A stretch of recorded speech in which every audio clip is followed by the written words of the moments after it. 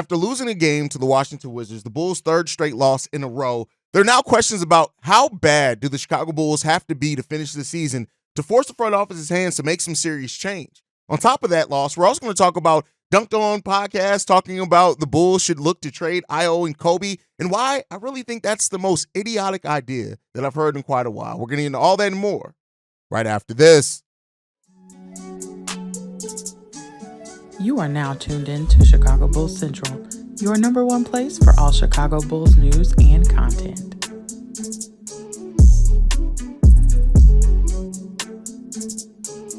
What's going on, Bulls fans? Welcome to another episode of Chicago Bulls Central, your number one spot for everything Chicago Bulls related. I'm the host here, Haize, but more importantly, you guys can follow the channel at Bulls Central Pod on every social media platform that we happen to be on. With that being said, let's go ahead and get into it, man. And unfortunately, the Bulls have done what they've done over the last couple of years, and that is lose a game or lose three straight games after being close to 500. It's happened every single time the Bulls have gotten close to 500. One game below 500, we go on a 3-game losing streak. Look, go and check the records. It's happened probably about 3 times over the course of the season, probably a good 5 to 6 times over the course of the last 2 seasons. It's unfortunate, man. And this is just where the Bulls sit right now, man. The closest that the Bulls have been to 500 is when the season starts and everybody's at 0. And, unfortunately, the Bulls, when you look at it, it was just an embarrassing effort against the Washington Wizards. The first quarter, the Bulls only scoring 17 points. Coming back to win both the second and third quarter, still being down, though, and then losing the fourth quarter by only 2 points, but the effort in that fourth quarter was just abysmal. The Washington Wizards in the fourth quarter of the game really kicked up the defensive intensity. And this is a team that is the worst defensive team in the league that really just kicked up the intensity in a manner in which the Bulls just did not do to end that game. And so, yeah, DeMar DeRozan had 27 points on 9 of 22 shooting. Kobe White had 22 points on 6 of 20 shooting and 2 of 11 from three-point range. He also chips in 5 assists, 4 rebounds. DeMar had 5 steals, 6 assists, and 2 rebounds as well. You got Nikola Vucevic, who had 16 rebounds. A lot of that coming in the second half. Shout out to Vuce for, showing up at least on the boards, but only 9 points, right? And then you look at Kobe. Kobe, who had a solid first half. He only took, 2 shots throughout the third quarter, and then 6 shots, I believe, in the fourth quarter. But he shot it terribly in the second half of this game. Io didn't really have it going, but he didn't take a whole hell of a lot of shots either. 4 of 9 from him, which isn't a terrible percentage. 12 points, 3 assists from him. Torrey Craig, who started the game, but very early on, because the Bulls got out to a 15-0 deficit to start the game, Billy Donovan called a timeout and brought back in Alex Caruso, who was coming off the bench. He scores 12 points off the bench. Drummond has 10 and 12 off the bench as well, but this was just a game where the Bulls shot 41%. But when you look at the Wizards, they shot 40%. The difference again in this game, the Bulls going 10 of 35 for 28% from three-point range. The Wizards didn't shoot the ball a lot better percentage-wise, but they made more. 14 of 49 did the Washington Wizards go from three-point range in this game. Another game where simple math ends up biting the Bulls absolutely in the ass. It's just, and again, it was more than the math. You had to kind of watch this game. The stat sheet is going to tell most of the story, especially in this game. You can tell most of it. The Bulls getting out-rebounded, right? Getting worked for more second chance points than the Washington Wizards have. We tied on the fast break points, right? The Bulls got outworked. 41 points off the bench for the Washington Wizards, 30 for the Chicago Bulls, and those 30 points off the bench is kind of the most bench points thanks to Alex Caruso coming off the bench that we've had in a while. This was just a game where the effort was embarrassing, and it's like the Bulls did not understand the sense of urgency. And this was made even worse by the fact that the Atlanta Hawks overcame a 30-point deficit to end up beating the Boston Celtics to close the gap on the Chicago Bulls and that 9th seed for 1.5 games. Now we only have a 1.5 game. So it's unfortunate. The first quarter, like I said, getting out to that 15-0 deficit, but we know that the Bulls are this clutch team. They seem to play better when they're playing back from behind. And then, the fourth quarter, there's just the defensive intensity that the Washington Wizards kicked it up with. And then that final shot attempt by DeMar DeRozan. Now, I'm in no way blaming the loss on DeMar DeRozan, because let me be clear here. That shot, yeah, there were better shots by Io and Kobe available on that because they're just better three-point shooters. But again, it shouldn't have come down to that. The Washington Wizards defense in the fourth quarter held the Chicago Bulls to 6 of 18 shooting from the field. That's just, listen, they kicked it up a different notch, man. And, especially the Bulls only scoring 13 second chance points for a team that is one of the worst rebounding teams in the NBA. The Bulls just did not match that effort. And DeMar DeRozan and Billy Donovan talked about it after the game where they said this. It sucks because all these games matter. They count. You want to be playing good basketball, towards this part of the season, in the circumstances, we under, everything matters that much more, so it sucks to be able, to drop games like this, to put ourselves in a hole like we did in the first quarter, dig ourselves out of the hole, lose by whatever it was, so, it sucks. Yeah, it was just kind of the way we came out and started it, and it wasn't, they made a couple shots, in transition. We did have a couple breakdowns that I didn't like, but, offensively, really for the entire game, it just was not a good night for us at all offensively. You playing against teams, like Washington, don't necessarily have anything to lose, so they just go out there and play. They play hard. They play with no conscience of, making a mistake. Sometimes those games is just as difficult when you play a top team, and you got to be aware of that. But I think for the most part, that shouldn't even matter.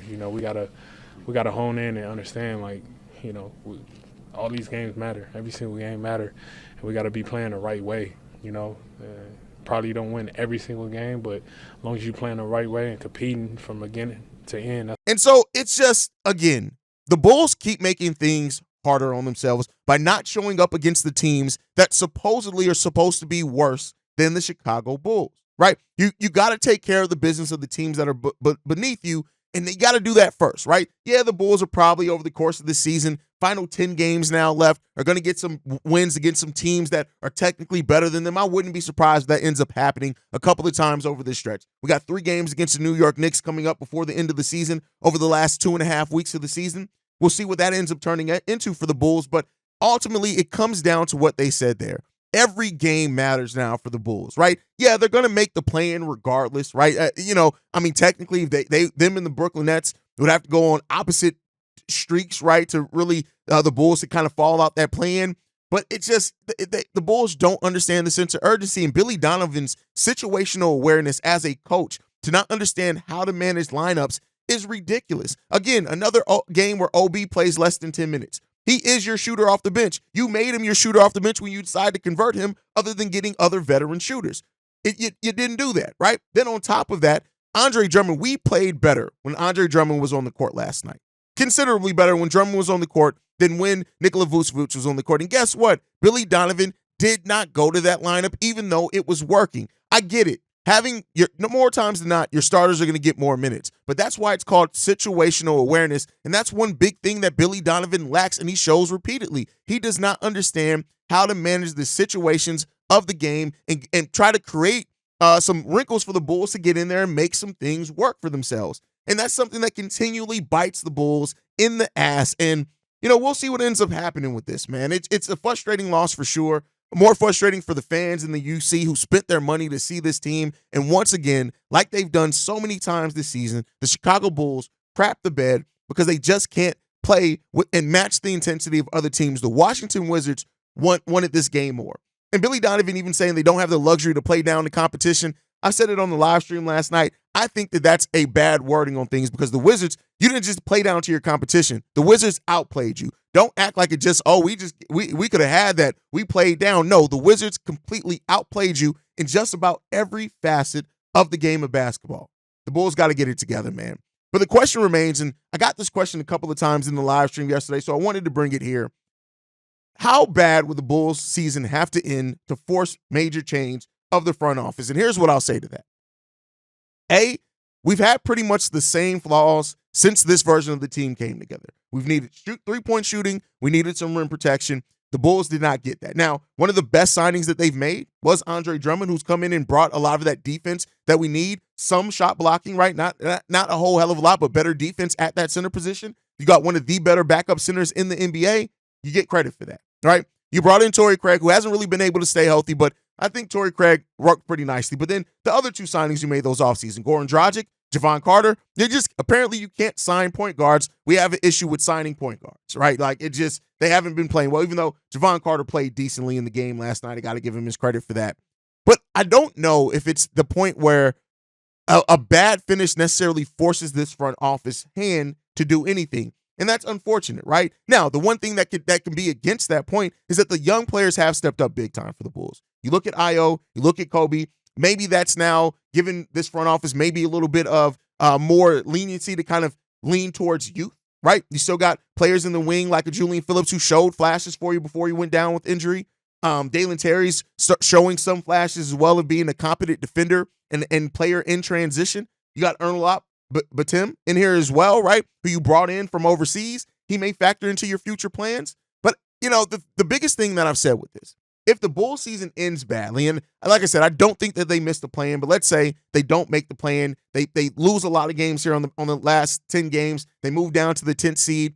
I think it ultimately comes at how much this front office really values the development that they've had of these young players and how much that they are willing to risk taking a step back to see what the development's going to be. And by that, I mean, again, DeMar DeRozan, could he be gone? Maybe. And that may not even be to go younger. That may be that DeMar may not want to be here. It may be that the contract can't be worked out. But in doing that, you then look at this team and you say, all right, now we need these young players to step up because you still don't have a whole hell of a lot of cap space to do much with. So then you are going to be looking for more minutes from Batum. You're going to be looking for more minutes from Julian Phillips. You're going to be looking for Patrick Williams to come back and play a role, right? So then you're looking at that and saying, hey, this is a year to really kind of evaluate these young guys heavily because they're going to get a lot of the shots. We're going to evaluate these guys. We're going to see what they're bringing to the table. And if they bring something enough, all right, we feel like now we know what these young guys are. Or the Bulls are going to come crashing down hard and fast. And at that point, you're going to maybe keep your lottery pick next year in 2025 where it's top 10 protected to the San Antonio Spurs. That's a route with this. Now, another route that the Bulls can go, we know that they are still expecting to explore Zach LaVine trades this offseason. What you get back in that, right? Which you're not expecting a whole hell of a lot back. You're not going to get matching talent. Probably going to get a couple of expiring contracts, maybe some heavily protected picks, right? It's kind of what I think the market is kind of saying may be out there for Zach LaVine right now. And what you get back from that may kind of dictate a little bit more what you do as well. Teams will have some cap space to absorb some of Zach LaVine's salary, so you don't have to match the salary exactly one for one like you would do during the season. That's if you can even move Zach LaVine. If the Bulls do explore and revisit that trade market, as the buzzword was used for the Zach LaVine trade market, and they find that it's just not worth it, at that point, then you're looking at bringing back Zach LaVine and fitting him in, which he was trying to find a way to fit in before he went down with another injury. And hopefully at that point, you're hoping that he's going to play better and not have the shooting splits that he was having at the start of the season. But there's a lot of different avenues that this can go. Can Zach LaVine fit in with the way that this team is playing? Yeah, I actually think, the way that the young guys, as I talked about in yesterday's episode, really wanting to play a little bit faster, that can fit with Zach LaVine. Maybe you can rehab his trade value and maybe revisit that at the trade deadline next year, which is kind of how I originally came into this, expecting the Bulls not to be able to move Zach LaVine into the trade deadline next year.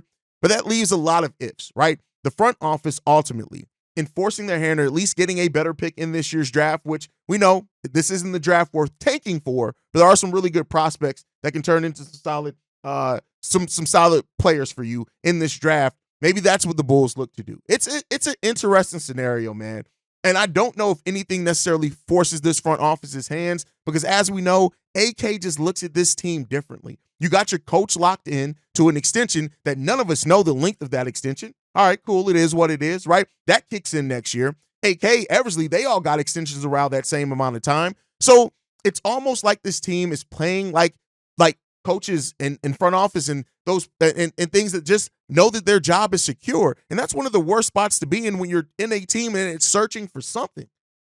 So we'll end up seeing what happens, man. I think that, that this front office, I hope, right? My hope is that they look at this and say, how can we better support Kobe White and Ayo Dosunmu in their growth?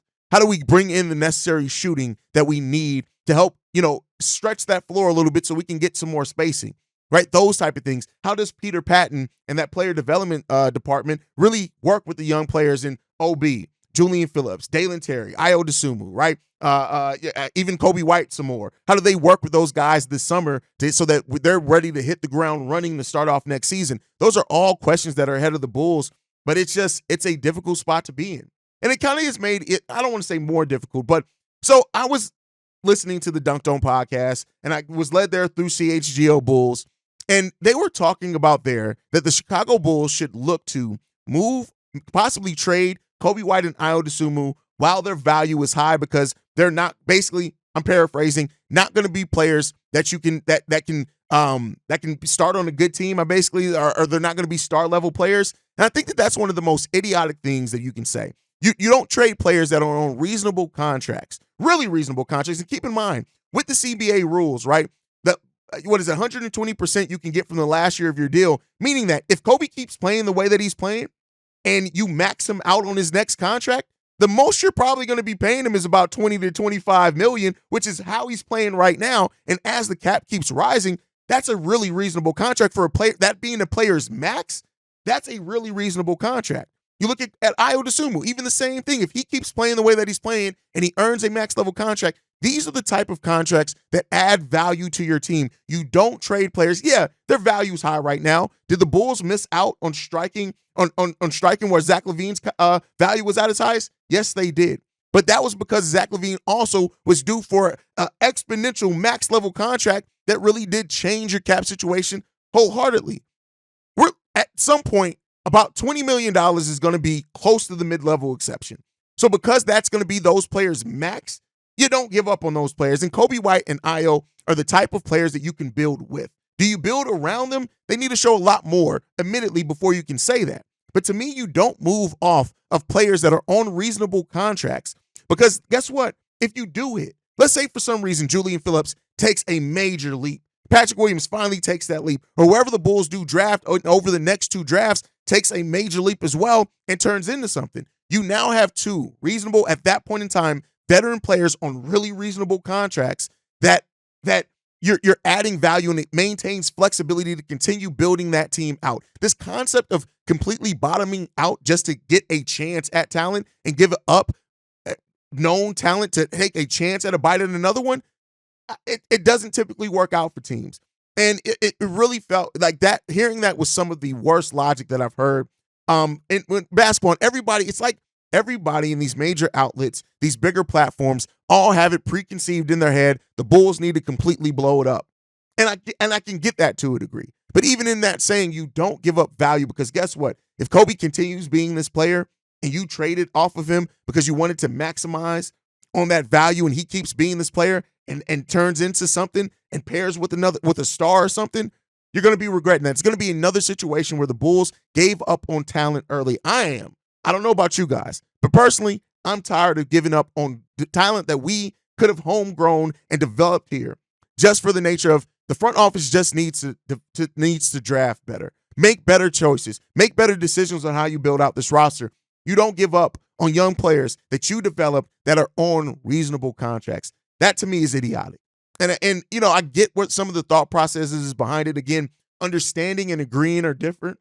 I just don't agree with that. And I think ultimately what the Bulls are right now, we are a team that needs talent. We are a team that needs that. But you hold on to the talent that you have, because at that place, if you do get lucky and find your star, they already have players around them that are ready, willing, and going to help guide and contribute to winning. Ayo and Kobe have shown to be players that can be on winning teams, that can contribute to winning. Absolutely. When you look at their play style, when you look at their the balance between those two as well, you don't give up on that, man. You do not. Could you imagine if the Bulls gave up on Luol Deng and Joakim Noah, for example, before we got Derrick Rose, because, these guys aren't going to be stars, and then they would have developed somewhere else, right? I know we eventually traded Kirk Hinrich and he came back, but imagine had we gave up Kirk Hinrich because, he's not going to be a star. The mindset of, these players aren't stars, so let's just trade them and get what we can back.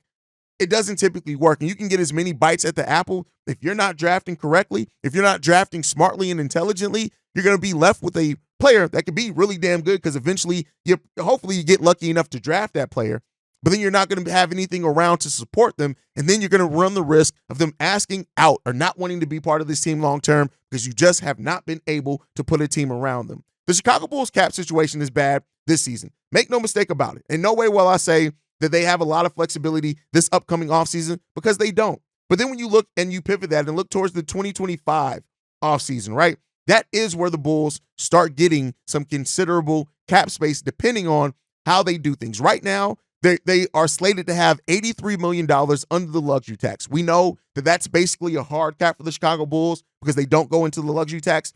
That's what they're slated to have in the summer of 2025. Yes, that's a long way away. Make no mistake about it.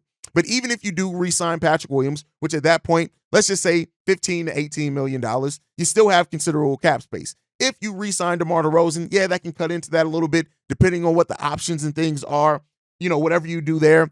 But that's ultimately what it shapes up to be. I know waiting 2 years sucks, and make no mistake about it. But the Bulls can get a little, again, the Zach LaVine trade could change that even more, right? If you do move off from Zach LaVine, get some expiring contracts back to where some of that salary is going to be coming off the books after next season, you can add even more to that space. So the Bulls have an opportunity, if they play this offseason right, to set themselves up for cap flexibility. But here's what I'm going to say. Nobody's going to want to come play and sign for this team other than if you're just throwing them the bag.